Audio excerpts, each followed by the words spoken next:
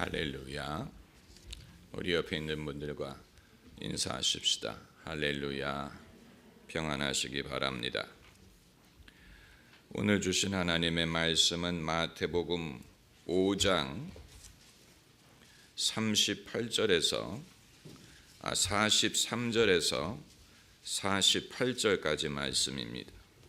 마태복음 5장 43절에서 48절까지 함께 읽겠습니다. 또 내 이웃을 사랑하고 내 원수를 미워하라 하였다는 것을 너희가 들었으나 나는 너희에게 이르노니 너희 원수를 사랑하며 너희를 핍박하는 자를 위하여 기도하라. 이같이 한즉 하늘에 계신 너희 아버지의 아들이 되리니 이는 하나님이 그 해를 악인과 선인에게 비추게 하시며 비를 의로운 자와 불의한 자에게 내리우심이니라. 너희가 너희를 사랑하는 자를 또 너희가 너희 형제에게만 무난하면 남보다 더하는 것이 무엇이냐? 이방인들도 이같이 아니하느냐? 그러므로 하늘에 계신 너희 아버지의 온전하심과 같이 너희도 온전하라. 아멘. 하나님은 당연히 온전하십니다. 하나님이란 단어가 뜻하는 것은 온전하신 분이라는 뜻입니다. 우리는 완전한 존재로서 완전한 사람을 신이라고 부르지 않습니까? 공부의 신, 축구의 신, 이런 말이 뜻하는 것은 그 분야에 있어서 남의 추종을 불허하는 완전한 면모를 갖췄다는 뜻입니다. 또 여자의 경우에는 미모가 특출하면 뭐라고 부릅니까? 여신이라고 부르는 것은 비슷한 의미를 담고 있습니다. 그런데 이 하나님의 온전하심에 대하여 예수님은 우리가 미처 생각하지 못했던 새로운 면모를 지목하셨습니다. 그리고 이 하나님의 온전함이 하나님에게만 국한되지 않고 우리에게도 시사하는 바가 있음을 말씀하셨습니다. 많은 사람들이 뭐라고 생각하느냐? 하나님이 온전하시기 때문에 우리에게 먼 존재다, 이렇게 생각을 하지. 하나님이 거룩하시기 때문에 우리가 가까이 할 수 없다.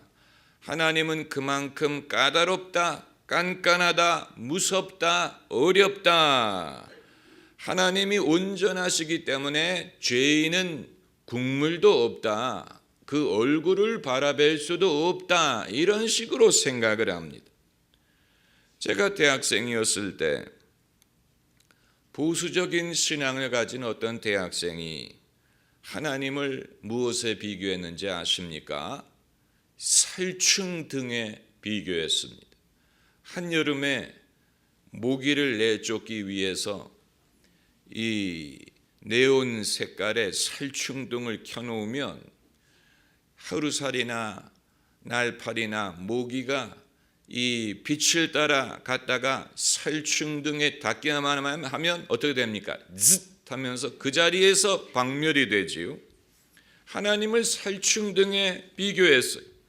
그 친구 말이 하나님은 거룩하시기 때문에 죄인이 하나님에게 가까이 가려는 순간에 짓 하는 소리와 함께 박멸이 된다고 했어요.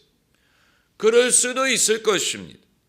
모든 사람이 죄를 범하였음에 하나님의 영광에 이르지 못했다라고 했고, 또 죄의 삭은 사망이라고 했기 때문에 죄 많은 인간이 하나님을 가까이 하려고 하게 되면 그 자체가 멸망이 될 수도 있습니다.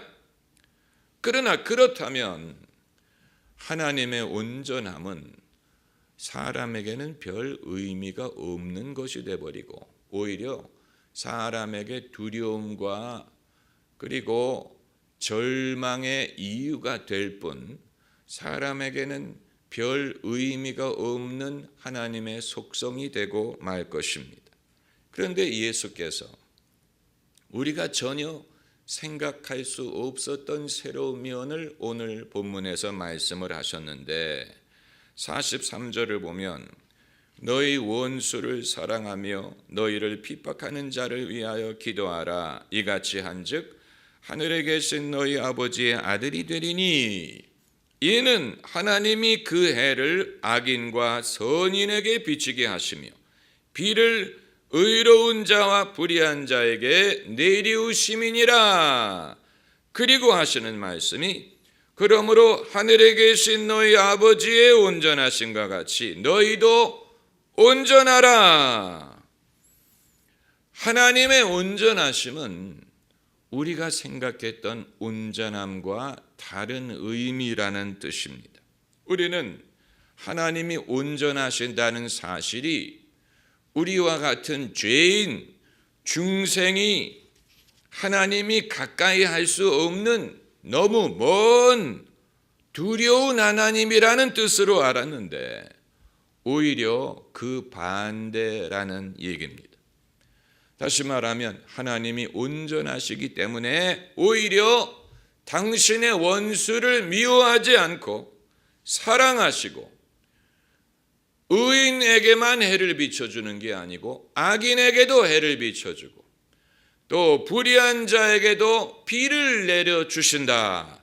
그런 의미에서 하나님이 온전하다는 말이에요. 이 사실은 우리가 왜 원수를 미워하지 않고 사랑해야 되느냐 하는 충분한 이유를 제공하는 것뿐만이 아니고 하나님에 대해서 우리가 알지 못했던 새로운 면모를 제시하는 것입니다. 이것은 예수님이 계시하시는 하나님이 예수님만이 계시하실 수 있는 하나님. 지난 수요일부터 예수님이 계시하신 하나님 시리즈를 공부하지 않습니까?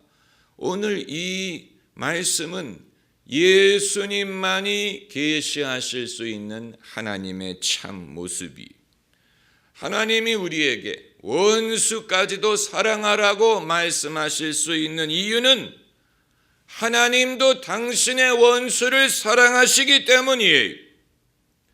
하나님이 우리에게 악을 악으로 갚지 말고 선으로 악을 이기라고 말씀하시는 이유는 하나님도 그렇게 하시기 때문이에요. 하나님이 악인을 악인이라는 이유로 멀리하고 외면하고 원수로 여기지 않고 그들을 사랑하고 그들에게도 해를 비춰주고 비를 내려주신다는 사실이에요. 그렇다면 악인이 계속 악인으로 남아도 된다는 말이냐? 그가 악인으로 계속 남아도 하나님이 여전히 그를 사랑하실 것이 아니냐? 굳이 회개해야 될 필요가 어디 있겠느냐? 우리는 하나님의 온전한 사랑을 믿어야 되지만 하나님의 사랑을 이용하려고 해서는 안 됩니다. 사랑을 믿는 것과 사랑을 이용하는 것은 다른 것입니다. 자식이 부모의 사랑을 고마워해야지 부모의 사랑을 이용하려고 하게 되면 불효자식이 되는 것입니다. 남자가 여자의 사랑을 이용하려고 하게 되면 무엇이 됩니까? 나쁜 남자가 되는. 여자가 남자의 사랑을 이용하려고 하게 되면 그 사람을 이용하는 것이 됩니다. 그건 그 사람을 사랑하지 않는 것입니다. 누구의 사랑을 이용하는 것은 그 사람을 사랑하지 않는 것이고 사람을 이용하려고 하는 것입니다.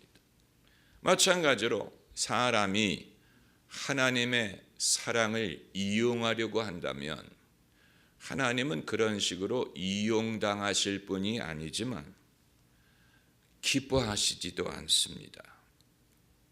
그리고 하나님은 온전하시기 때문에 고민이 있는 것입니다.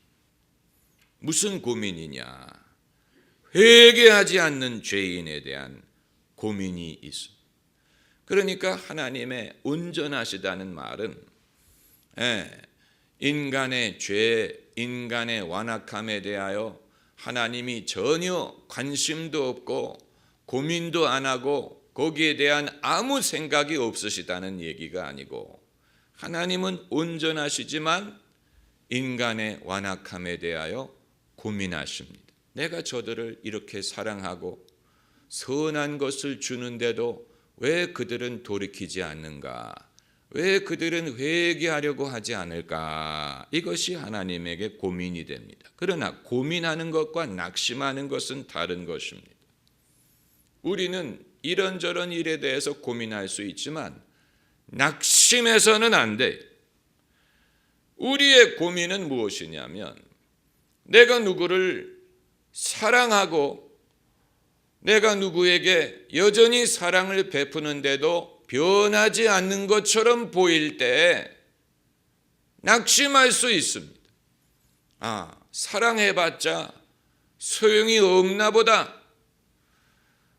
저 사람은 전혀 변할 조짐이 보이지 않는구나. 내가 아무개를 사랑하는 보답으로 변해줬으면 참 좋겠는데 변하는 것 같지 않을 때 우리가 낙심할 수 있어요. 사랑이 무력하구나. 사랑이 소용이 없구나. 이런 식으로. 그런데 여러분, 사실 우리는 사랑의 보답을 그런 식으로 요구해서는 안 됩니다. 그냥 사랑은 사랑으로 해야지, 내가 아무개를 사랑했으니 그 보답으로 그 사람이 달라져 주었으면, 이렇게 하는 것은 보답을 요구하는 것입니다.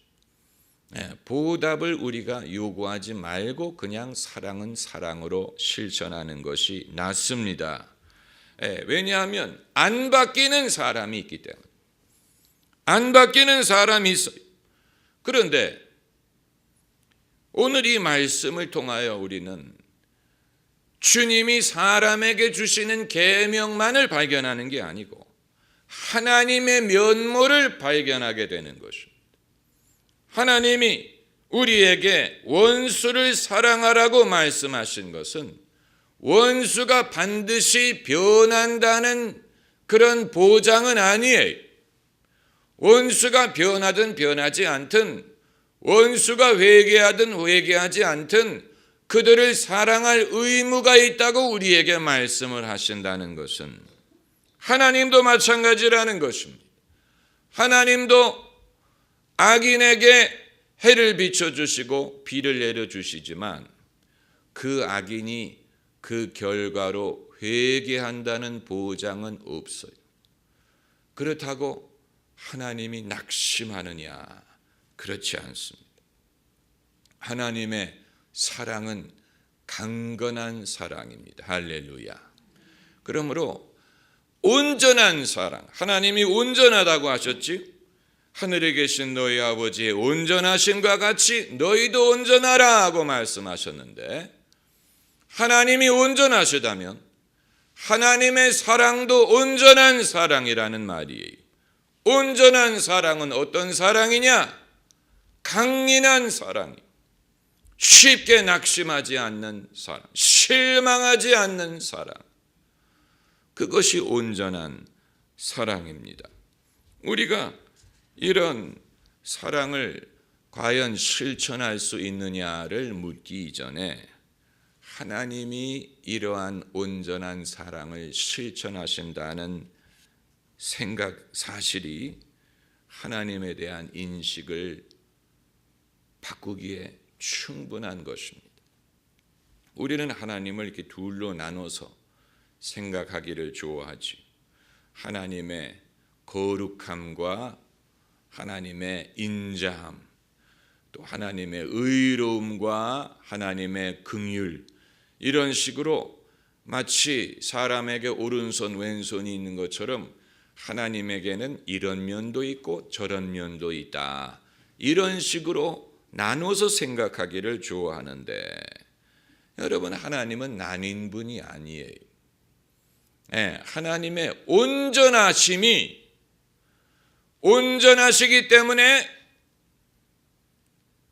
악인에게 긍휼을 베푸는 것입니다. 온전하심과 긍휼이 서로 나누어져 있는 게 아니에요.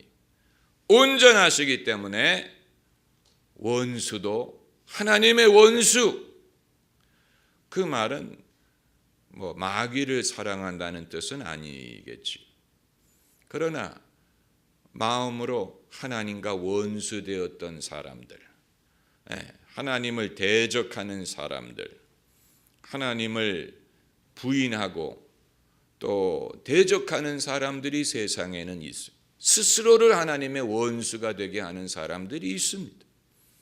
믿는 자들을 조롱하고 믿음을 멸시하고 믿음을 없애려고 하고 기독교를 미워하고 교회를 핍박하고 복음을 거부하고 기독교가 사라지기를 바라고 사람들이 믿음을 버리기를 바라고 사람들이 영적으로 넘어지기를 바라는 사람들이 있습니다. 하나님이 그들을 원수 취급하지 않더라도 그들은 마음속으로 하나님을 대적하고 신앙을 대적하고 예수님의 이름을 싫어하는 사람들이 있어요. 그런데 하나님이 우리에게 원수를 미워하지 말고 사랑하고 그를 위해 기도하라고 말씀하신다는 말은 하나님도 그렇게 하신다는 뜻이, 하나님도 그렇게 하신다는 뜻이, 그 사실은 우리가 전혀 불가능한 일을 해야 된다는 뜻이 아니고 하나님도 그렇게 하신다면 나도 그렇게 할 만한 가치가 있다는 것을 보여주는 것입니다. 할렐루야. 힘든 일을 하나님이 우리에게만 맡긴 게 아니에요. 하나님도 그 힘든 일을 하고 계세요. 왜요? 온전하신 분이기 때문에. 이건 놀라운 것입니다. 예수님만이 이 진리를 말씀하실 수가 있었고 예수님이 진리고 이 진리를 예수님을 통하여 우리가 발견할 수가 있는 것입니다. 할렐루야. 기도하십시다.